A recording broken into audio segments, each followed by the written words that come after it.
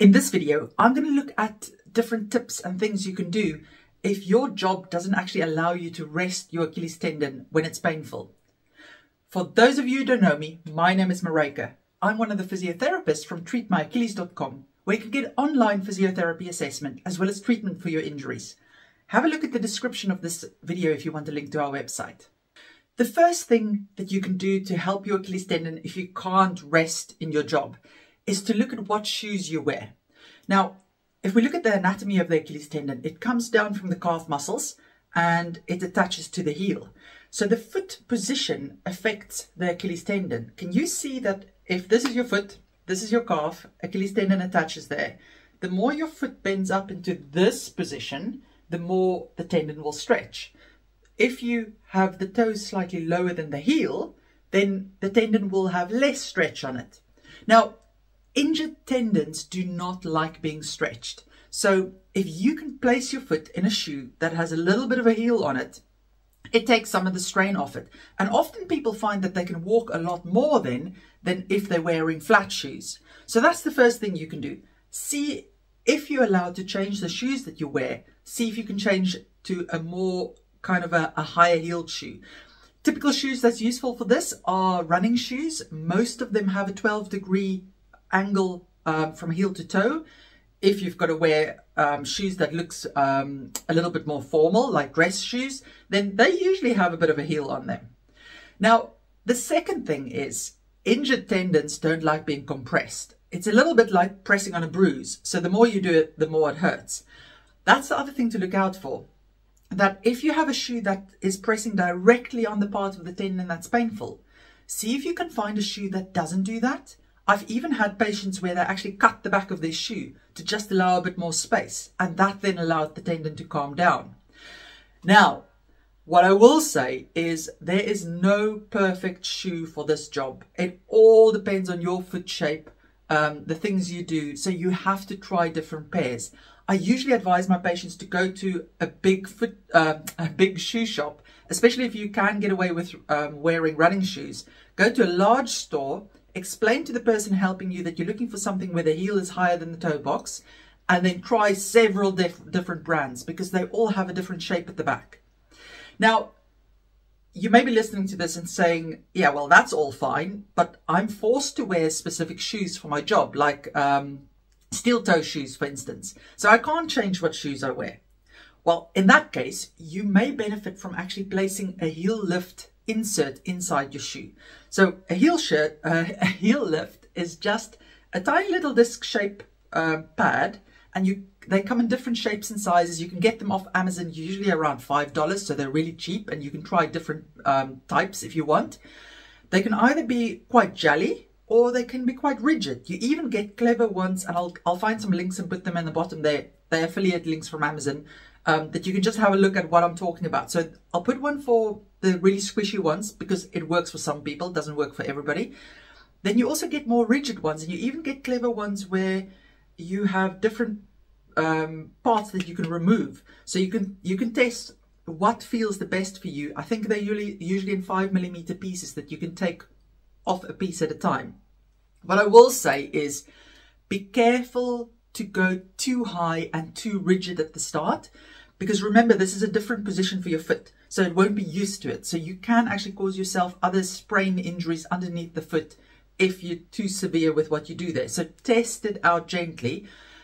It may be a better option to start with the softer ones first, and if that helps a bit, you can see if it helps to make it higher or not. If it feels uncomfortable while it's in the shoe, just take it out. Then it's not going to be useful. The other thing to keep in mind is that often if you place the heel lift in the shoe, it now changes where the heel cup of the shoe presses on your tendon. So what I would suggest is, if you're going to try these guys out and you're going to get new shoes, get the heel lifts first before you go to the shoe shop so that you can place them in there and just test what feels comfortable for you. People often ask me, should I put them in both shoes? Yes, please do put them in both shoes, even if it's only your one Achilles that's painful. Otherwise, you're going to walk lopsided, and that's going to cause lots of other troubles up the chain. Usually people's backs complain then. For the third tip, I want you to think about all the activities you do in your day especially for work, and how you can apply the concept of relative rest to allow your tendon to calm down. So let me explain. When a tendon is injured, it has a reduced capacity to cope with load and with work. So it has less strength, less endurance. So if you try to do your normal activities that loads the tendon, like walking, stair climbing, driving, pushing the pedal, we're not even talking about running and things like that because that's part of sport, but anything that loads the Achilles tendon, that counts as work for it. And it will only have a certain capacity to cope with a certain amount of work in the day.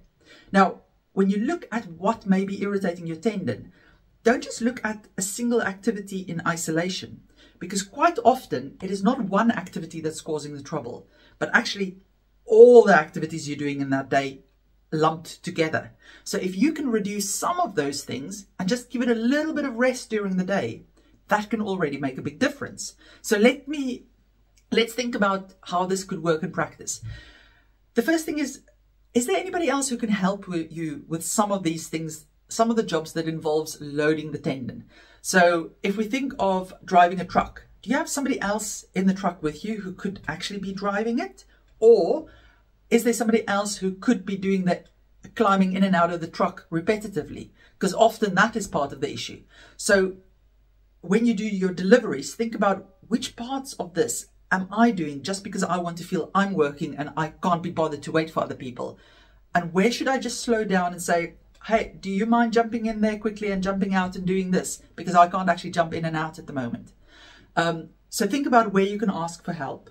Second is, do you really have to do all the walking you're doing in your job? Why I ask this is often people walk because they want to feel fit, or they walk because they want to get things done immediately.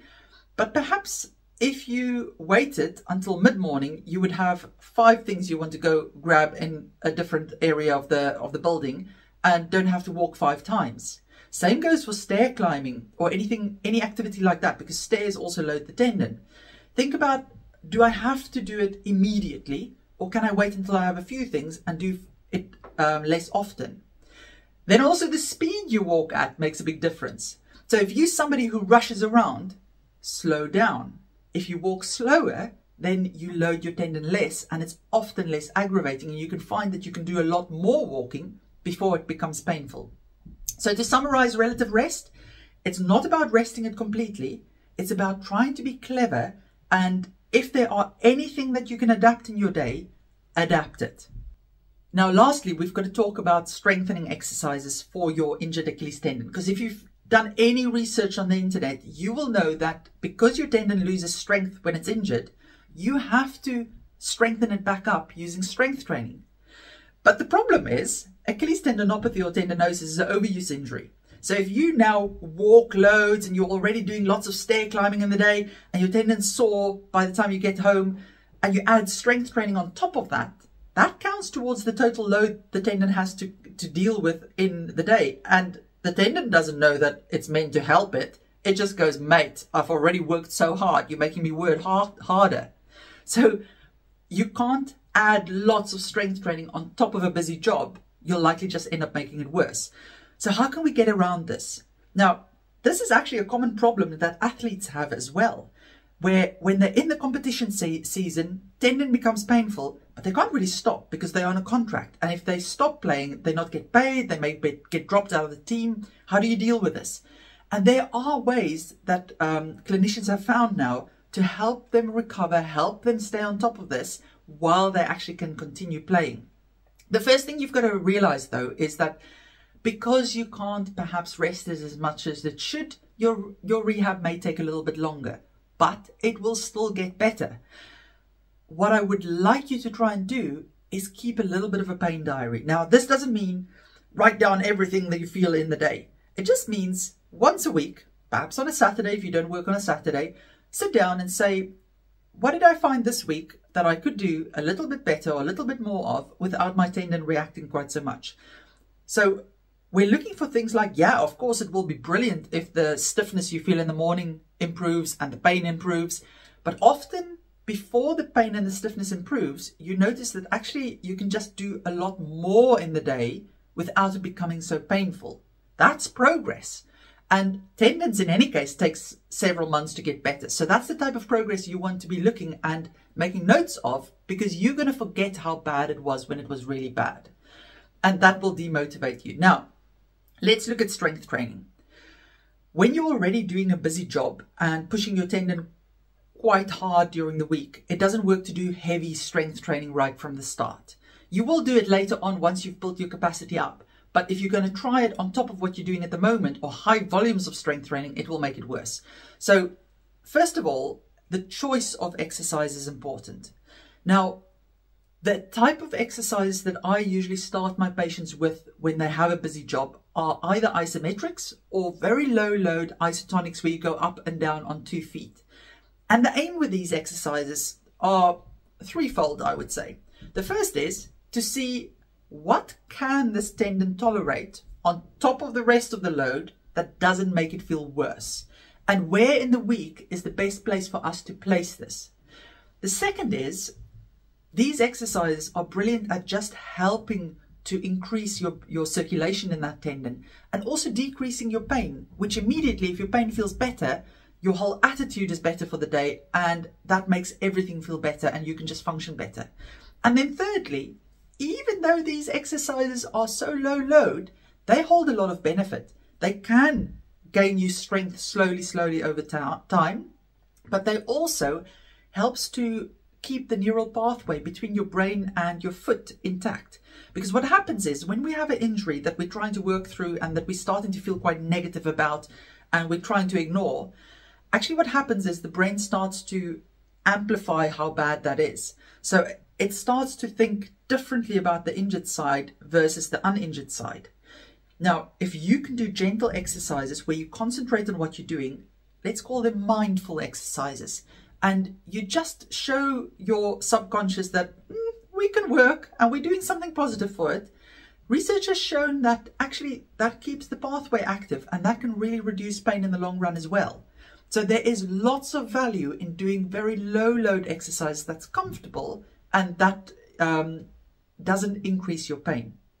And the last thing to notice with these exercise plans when you already have a busy job is you do not have to follow a rigid program. And in fact, you shouldn't follow a rigid program of I do my exercises on a Wednesday, Thursday, Friday, because you've got to adapt it, like athletes do, to the other activities you do. So if you perhaps have a really busy time at the beginning of this week, you don't do your exercises then. You postpone them a little bit later to when you don't have such a busy time in your week. And you'll find that if you apply relative rest as best you can, plus a little bit of strength training, even though it doesn't feel like strength training, really low load, you will see progression over time. But it's going to be really slow, and that's why it's useful to keep a diary to make sure that you stay on board. To give you an example of how you can apply this concept of relative rest and doing your strength training on very sporadic days. One of my patients had a job as a land surveyor, and he had to walk really hilly areas and miles and miles and miles. And of course, his Achilles hated that.